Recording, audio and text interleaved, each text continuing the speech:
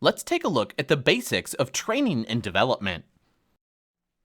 Competency models identify the knowledge, skills, and abilities, known as KSAs, needed to perform a particular job in an organization. We can utilize competency models to identify what types of training new employees or an employee changing jobs might need. We go through a process of identifying and providing the training, evaluating how well the employee has learned, and then assessing the training process itself using one of several options.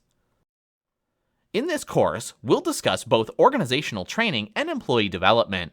The two are related but separate pieces of the organization's processes involving the management of its employees.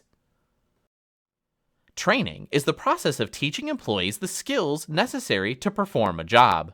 We train employees to provide them with the KSAs they will need to succeed in their work. Training is primarily intended to be put to immediate use by the individual being trained. Somewhat in contrast to the training that we do so that employees can do their job or do an existing job better is the process of employee development. Both colleges and corporations have been criticized for not doing a good enough job of developing business leaders. This is one of the reasons why this course focuses on developing HR skills, not just knowledge. Employee development is ongoing education to improve knowledge and skills for present and future jobs. So, employee development is designed to teach our workers how to move up in the organization in the future by becoming skilled at those tasks that they will need to know to move into those higher level jobs. Development tends to be less technical and is aimed at improving human, communication, conceptual, and decision-making skills in employees. To remain competitive in today's dynamic environment, organizations must have employees who maintain up-to-date knowledge and skills, and development plays an important role in this effort. Orientation, now better known by the term onboarding, is the process of introducing new employees to the organization and to their jobs. New employees are often called newcomers in an organizational entry, and newcomer socialization, done effectively during the onboarding process, increases new employee job satisfaction and performance and reduces turnover rates. Onboarding is an introduction to the person to the company. What do we need to think about when we introduce somebody to an organization? We need to think about introducing the new employee to all of the things that exist within the organization's society that they are entering. This process is very similar to someone moving to a different country or having to assimilate to a new culture. What do people need to know in order to be able to go about their daily lives, do routine things they need to do, and provide for their own personal needs? Orientation should be designed to answer all of the questions necessary to allow new employees to integrate into the society they are entering. One of the first things an individual would need to know is about the laws, rules, and regulations in the new society. So we need to introduce the new employee to the organization's policies and procedures, rules, and regulations. The second thing that people would probably want to know is how to act and interact with others in the new society. So, in addition to introducing the employee to the job and how to perform it within the organization, we'd want to talk with the individual about underlying organizational structure, plus where to go and whom to talk with to get certain things done. Who should they talk in their department with if they have questions about their job or about how things are done in the department? Who should they speak with in other departments if they have questions that can't be answered within their primary work group, and when is it acceptable to go to those individuals? Next, they might want to know how they get money they need in order to survive in society. So, we need to tell them about their pay and benefits, including whom to contact with questions.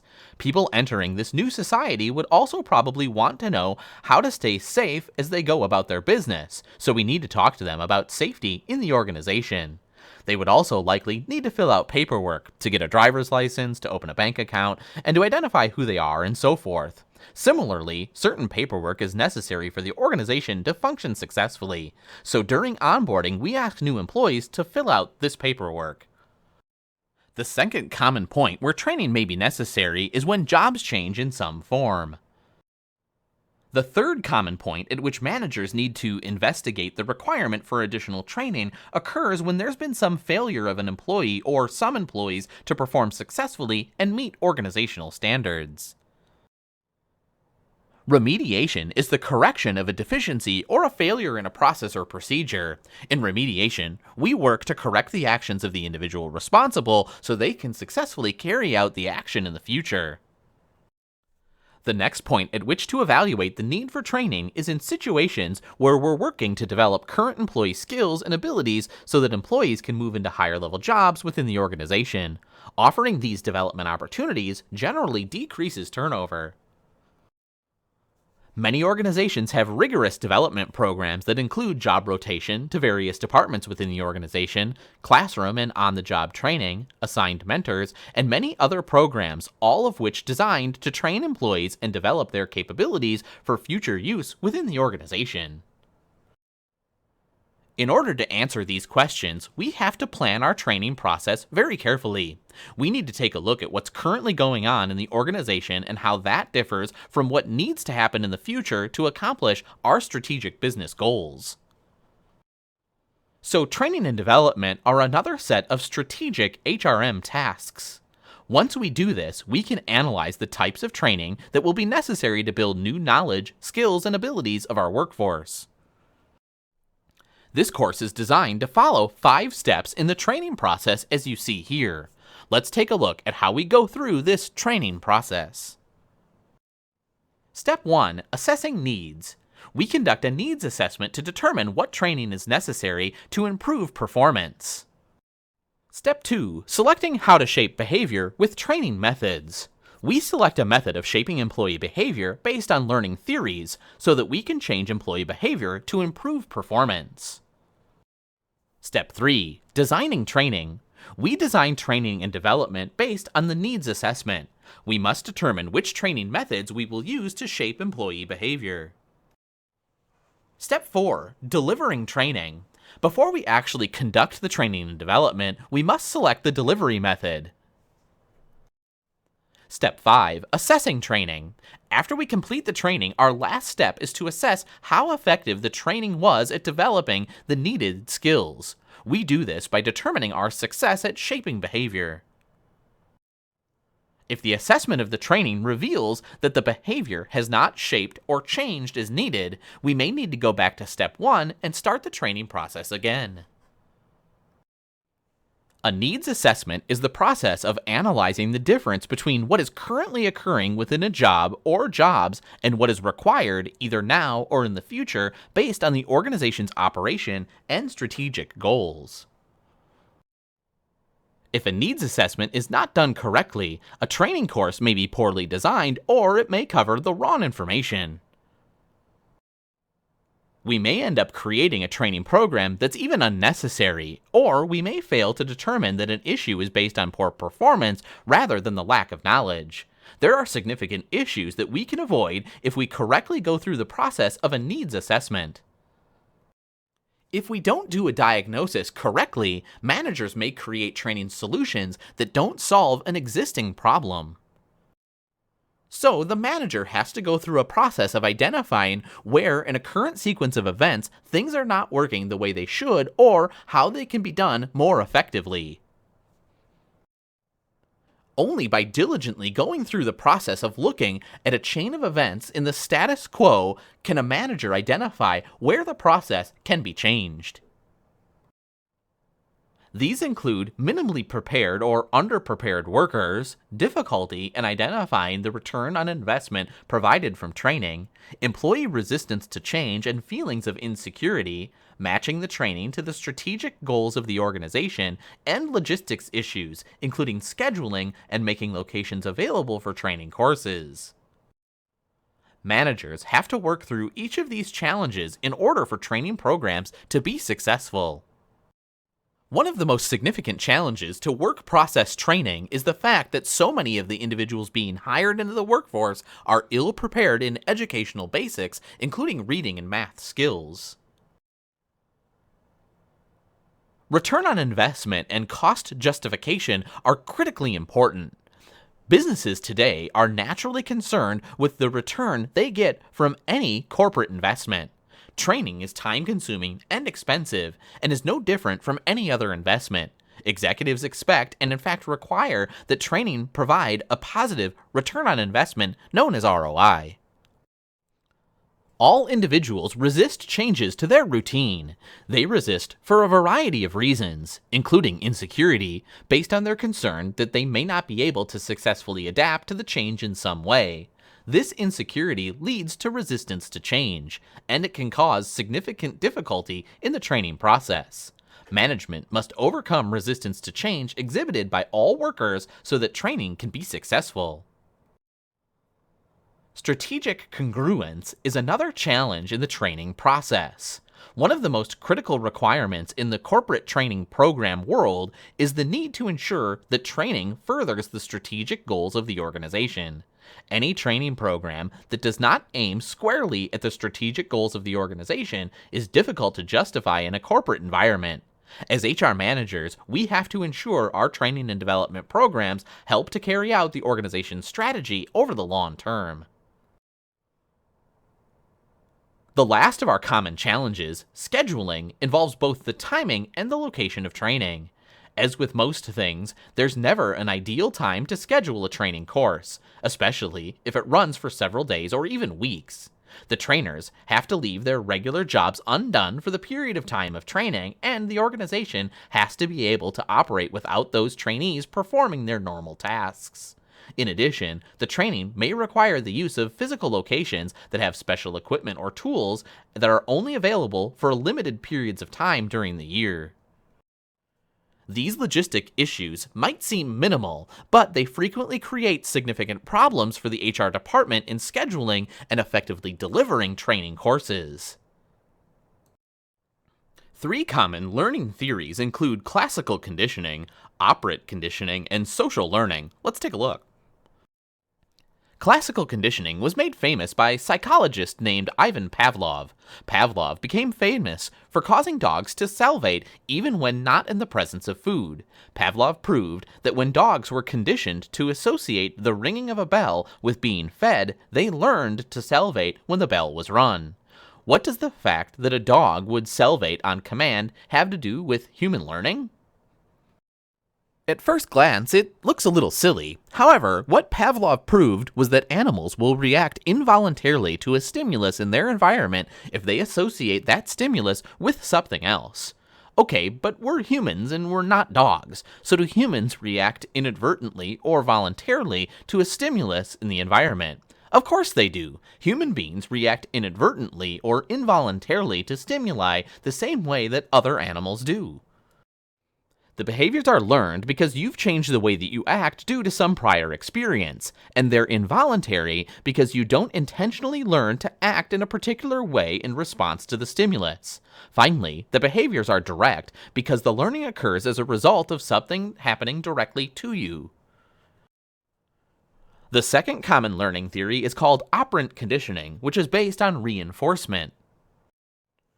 Again, most of us have heard the individual who made this learning theory famous, B.F. Skinner. Skinner's theory of operant conditioning says that behavior is based on the consequences received from behaving in a similar way at an earlier point in time.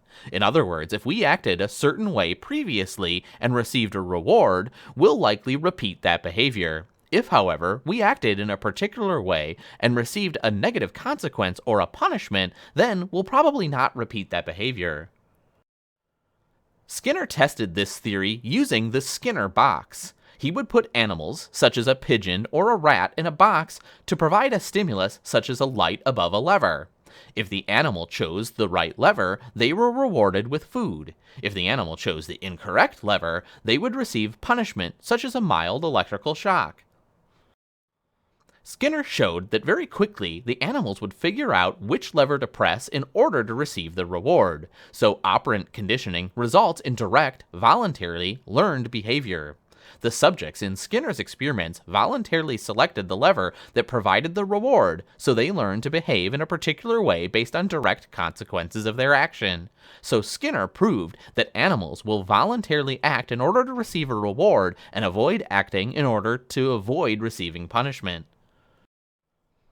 Our third type of learning, social learning, is similar from operant conditioning. The difference here is that we're not learning from a consequence of our own action, but from the consequences of the action of another person. Social learning is also called vicarious learning. The word vicarious means experienced or realized through imaginative or sympathetic participation in the experience of another. So social or vicarious learning is experienced through watching the actions of another person and witnessing the consequences of those actions. In other words, if a young boy watches his sister receive a cookie as a reward for cleaning her room, and he wants a cookie too, he may determine that the best way to get a cookie is to clean his own room. This would be an example of social learning. Again, social learning is based on voluntarily learned actions on the part of an individual, but it is based on indirect consequences of the actions of another person.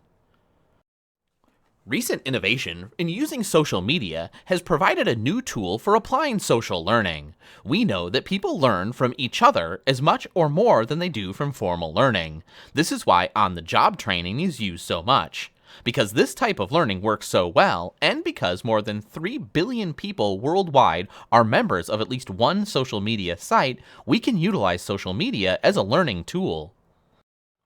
Social media is all around us today. It is also easy to adapt as a platform for organizational learning, especially a fairly new form called micro-learning. You will need to understand the applications of social media in a training and learning environment to successfully manage learning in today's organizations. We can break these methods down into a process of applying a reward, removing a reward, applying a punishment, removing a punishment, or providing no response to the actions of the individual. So, what's the value of understanding the 4 methods of shaping behavior?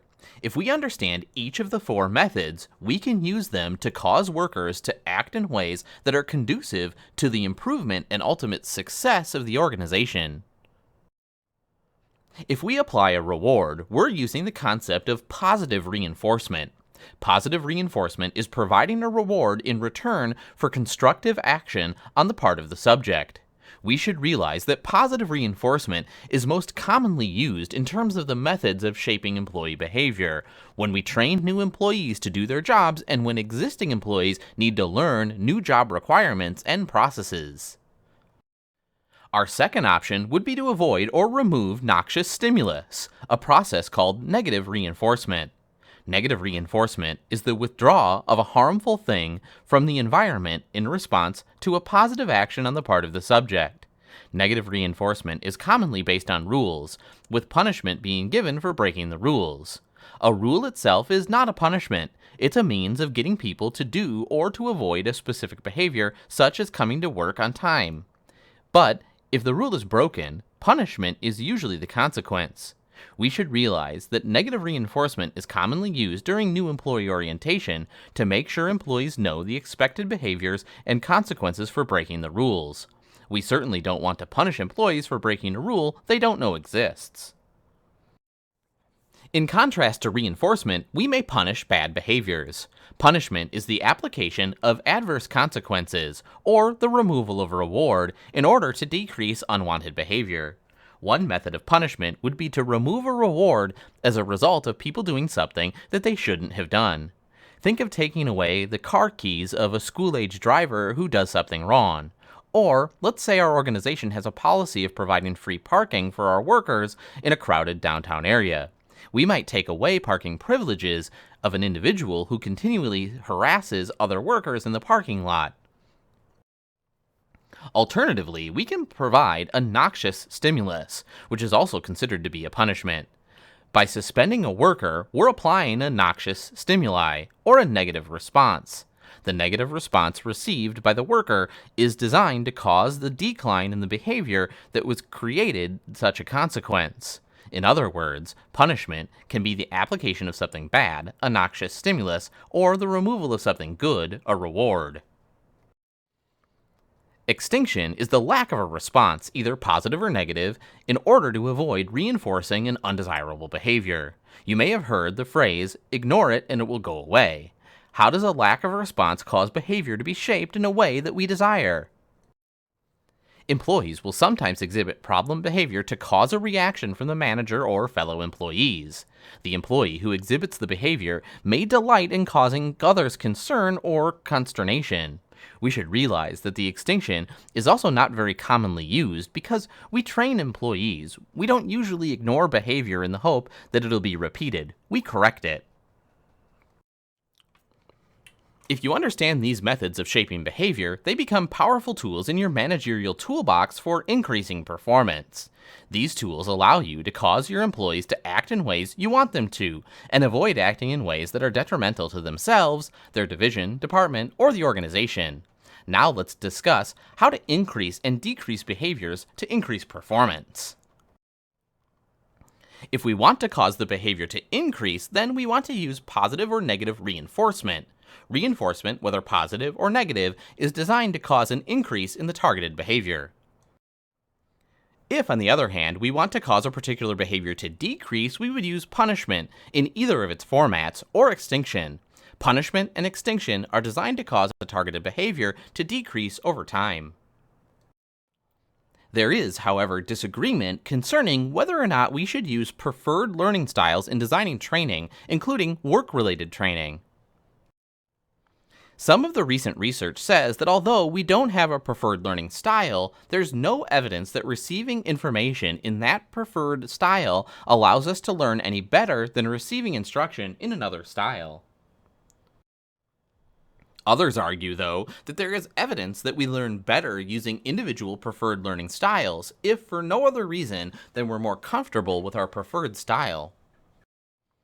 Despite the disagreement, it pays to at least understand the issue of individual learning styles because there's no evidence that training using preferred learning styles harms the learning environment. Human resource management training and development experts might want to continue to review this research over the next several years to see how it ultimately affects learning. One of the common learning style inventories provides 3 primary learner options. As you would think, visual learners prefer to have material provided in a visual format such as graphs and charts. Auditory learners, on the other hand, generally prefer to learn information based on hearing that information. Auditory learners tend to perform best in a historical classroom setting where the teacher stands in front of the class and teaches while students passively listen. Finally, tactile learners prefer to learn by doing. Tactile learners want to physically perform a task in order to learn. Most of us use a mix of all 3 major learning styles. Therefore, a trainer should take each of these styles into account when creating training programs. A more complex learning style inventory is the CLOB model, which is probably the most accepted of the learning style models used today. On-the-job training, known as OTJ, is done at the worksite with the resources the employee uses to perform the job. The manager, or an employee selected by the manager, usually conducts the training one-on-one with the trainee. Because of its proven record of success, Job Instructional Training, JIT, a specific type of on-the-job training, is a popular type of training used worldwide. JIT has 4 steps, presented and described here. The first, prepare the trainee, followed by trainer presentation. Then, the trainee performs the task with follow-up. Let's take a look. Step 1, preparation of the trainee. Put the trainee at ease as you create interest in the job and encourage questions. Explain the objectives and quality and quantity of requirements and discuss their importance. Step 2, presentation of the task by the trainer. Perform the task slowly, explaining each step several times. Once the trainee seems to have the steps memorized, have the trainee explain each step as you perform the task. Prepare a written list of steps in complex tasks and give a copy to the trainee. Step 3, performance of the task by the trainee. Have the trainee perform the task slowly while explaining each step. Correct any errors and be willing to help the trainee perform any difficult steps. Continue until the employee can perform the task proficiently. Finally, step 4, follow-up. Tell the trainee who's available to provide help with any questions or problems. Gradually give the trainee more autonomy. Begin by checking on quality and quantity frequently, then decrease the amount of checking based on the trainee's skill level. Watch the trainee perform the task and be sure to correct any errors or faulty work procedures before they become habits. Be patient and encouraging. Even though OTJ is fairly expensive on a per-person basis, many organizations still use it heavily because of the fact that it works very well. To accomplish classroom training, the organization creates training courses, including content, instructional methods, lesson plans, and instructor materials, and provide all of these materials to a qualified instructor who will teach the class. Classroom training is generally very good for consistently transferring general knowledge or theories about a topic to a large number of people.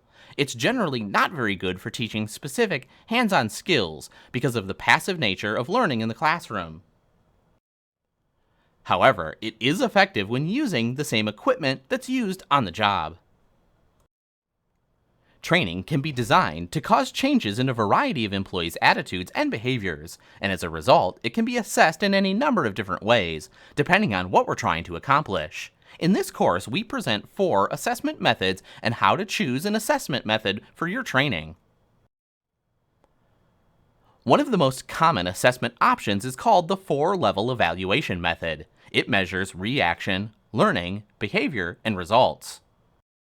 Reaction evaluations measure how the individual responds to the actual training process. Self-reporting measures are quick and common measures of training. In reaction evaluations, the organization asks the participants how they feel about the training process, including the content covered, the instructors, and the knowledge they gained by going through the process. They may also be asked about what skills they've learned during the training process. This is the lowest level of training evaluation, and it's frequently discounted due to its subjectivity and because some people overestimate their capabilities. Learning evaluations are level 2 measures designed to determine what knowledge the individual gained, whether they learned any new skills because of the training, and whether the person's attitudes towards their knowledge or skill set has changed as a result of the training. Learning evaluations are easily done using quizzes, tests, and even topic-based discussions. Learning evaluations help organizations evaluate the skill of the instructor as well as the change in the knowledge set of the trainee. If the instructor is inadequate as a teacher, it should show up in learning evaluation measurement. We should also be able to see whether or not an individual gained knowledge of the subject because of the training process. Behavior evaluations are a 3rd level of evaluating training processes. Behavior evaluations are designed to determine whether or not the trainee's on-the-job behaviors change as a result of the training. Behavior evaluations usually take on the form of observation of the individual on the job after completion of the training process. Did the process of going through the training have a direct effect on the individual's post-training job performance? The behavior evaluation is specifically designed to identify whether or not the individual is able to transfer knowledge gained into new skills that they then use in their work. Results evaluation is the 4th and final level of training evaluation. In a results evaluation, we try to determine whether or not individual behavior changes have improved organizational results. In other words, we look at the organization's bottom line to determine whether or not productivity has increased. This is a level at which ROI is measured and evaluated to see whether or not the training has paid off for the organization. However, ROI is not the only thing that we should measure at this level. Other results that we may measure include increased quality of work, lower absenteeism or turnover, reductions in rework or scrap, lower on-the-job accident rates, and many others. What we're looking for in a results evaluation is concrete evidence that the training resulted in organizational changes that were valuable in some form. One challenge in assessment is developing metrics to assess training. Measurements of training have become significantly more important in the past few years. We now have the capability to analyze large sets of data to find out how successful a particular approach is in creating a more skilled workforce. We also want to make sure we don't spend money without getting results. A career is the individually perceived sequence of attitudes and behaviors associated with work-related experiences and activities over the span of a person's life. This definition of the term career relies heavily on the perception of the individual who is making the judgment concerning success or failure of the career. So, whether or not a career is identified as successful or as a failure is determined within the individual's own mind. A career consists of both attitudes and behaviors, so it's not only what you do, it's also the way you feel about what you do and how well you think you've done over time. What's an attitude? Attitude is simply a positive or negative individual judgment about a particular situation. So your career involves not only the things you do, but also the way you think and how you feel about your progression of jobs over time. The definition of career involves not only the direct work that is done, but also all work-related experiences and activities. So even non-work activities that are work-related, such as training off-site, would be included in our definition of career. We can even extend this to the way your family and friends interact with you and your job, and we can say that any interaction of family, friends, and work can help define your career. This is one place where attitudes come into play. Your friends and family know how you feel about your job and how it allows you to interact with others or prevents you from interacting with others in different circumstances. 21st century organizations need to provide employees with reasonable career paths and career counseling so that they can achieve their personal goals over the course of their career. These services can create significant motivation in our workforce that, as we note throughout our conversation of talent management, can lead to major improvements in productivity and job satisfaction, as well as lower absenteeism and turnover. Good employee development and career planning programs can help an organization avoid productivity and disciplinary problems associated with employees who are stagnating in a particular job. It's all about employee engagement. A career plateau occurs when an individual feels unchallenged in their current job and has little or no chance of advancement. There are many other reasons for career development, but these are some of the most common issues. So, as you've seen in this course, there are a number of reasons why career planning has become a major issue to organizations today. There are a series of common methods that organizations use, including the outsourcing option or internal development through formal education, experience, and assessment. Let's go through a brief description of each of these options for development. Based on a recent survey, 91% of large companies and 80% of mid-sized companies say that outsourcing one or more of the HR functions provides real value. Outsourcing of the training and development function significantly lags other functions in the HR department, though. Even so, modern organizations must evaluate whether or not outsourcing of the training and development function makes sense. If the organization can reduce costs for training and development, as well as improve the quality of the development function, it may make sense for the organization to consider outsourcing these functions. Probably the most significant strategic issue in any outsourcing debate is whether or not the organization might lose control of key processes or functions that have historically been performed within the company. The first internal method of employee development, formal education, provides employees the opportunity to participate in programs that will improve their general knowledge in such areas as finance, project management, or logistics. The intent of formal education programs is to provide the student with a specific set of information about a particular topic. Through formal education, we can provide programs for every individual within the organization, from executives down to first-line supervisors. Employee development programs that use experience as a method for developing the individual would seek to put the person through a number of different types of job-related experiences over time. Such an experience-based program might include job rotation to provide them with a wide range of experiences within the organization. This allows the person to see more of what goes on within the organization and how each job ties together. Experience-based development might also include the use of coaches or mentors for the individual. The coach or mentor would work with the person to identify how these different job experiences help the individual to learn and grow within the organization. In today's flatter organizations, it's become more difficult to climb the old corporate ladder. Plus, younger workers become bored doing the same job.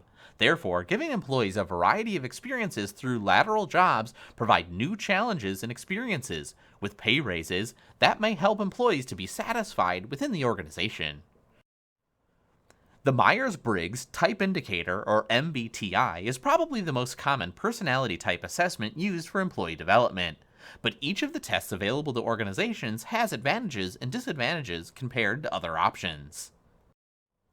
Emotional intelligence is the way that we identify, understand, and use our own emotions, as well as the emotions of others, to promote our working relationships. The validity and reliability of these tests are still in some question. However, as with most personality assessments, there's at least some evidence in business that higher levels of emotional intelligence provide employees with a greater chance of success as they move up in the organization. Individual employees go through a series of career stages as they progress through their work life. Within each of these stages, the employee has different needs that the organization must meet so that the relationship between the two can remain stable and the worker will continue to be motivated to produce for the organization. Organizations must respond successfully to individual employees based on the employee's current career stage. Let's discuss the commonly identified stages of career development, first identified by Donald Super and Douglas Hall. You can see them summarized here. The first career development stage, called the exploration stage, is the period of time during which the individual is identifying the personal needs that will be satisfied by a particular type of work, the types of jobs that interest them, and the skill sets necessary to be able to accomplish those types of jobs. This stage is usually identified as being between the ages of 15 and 24. In the second stage, called establishment, this is the period of time where an individual enters into a career and becomes concerned with building a skill set, developing work relationships, and advancing and stabilizing their career.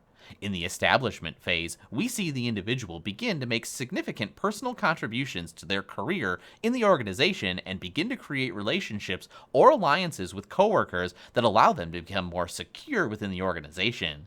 This stage is usually identified as covering approximately age 25 through mid-40s. Maintenance is the third stage of career development. This stage covers the period of time from the mid-40s to age 60 years or older. In the maintenance stage, the individual typically continues to advance, but begins to seek personal satisfaction in jobs that they perform for the organization. This is the phase where we see individual employees begin to act as mentors or trainers to their younger coworkers, and to act to improve organizations and its processes as well as policies because they see a need to do so. Finally, the fourth stage is identified as the disengagement stage. This stage typically shows lower levels of output and productivity as the individual prepares for life after work. During this stage, because of the desire to balance non-work activities with work, the individual may begin to choose to work only on efforts that they feel necessary or worthy of their attention. They may continue to mentor or sponsor other individuals in the organization as those others progress through their own careers. So you now know a bit about why it's important to create career paths for employees within organizations and provide employee development opportunities. If we do things successfully, we end up with a series of positive consequences for both the organization and the individuals involved. We have better productivity, better job satisfaction, and employee engagement, which results in lower absenteeism and turnover. However, if we fail to do these things successfully, a series of negative consequences can occur that ultimately cost both the organization and the individual time and money. Employee development is a critical piece of the organizational puzzle in order to provide for long-term success.